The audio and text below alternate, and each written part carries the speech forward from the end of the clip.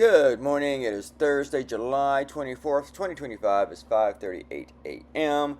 I don't know if I'm getting back in the regular sleeping pattern yet, but I went to bed at midnight and I slept. I could probably go back to bed, but as I said, it's about 5:40.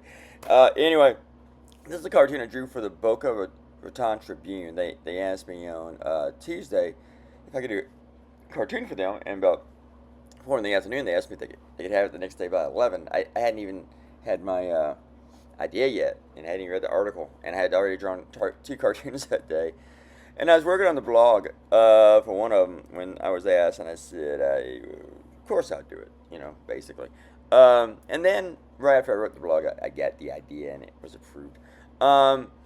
Someone from the group, this is about overdevelopment, and the whole idea was with make Boca great again.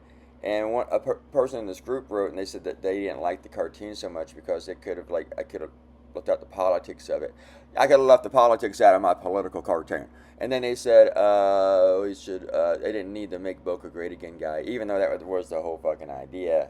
But here's the thing. A lot of times when I do a cartoon, the people in these groups or whatever, or people that I do the cartoon about, they don't understand that I'm not working with them. I'm not part of their cause. I might cheer their cause on and hope that they win, but I'm not part of anybody's cause. It's not my job. So, and the editor sent me the thing, what they said, and that's pretty much what I told them. It's just like that's their problem, man.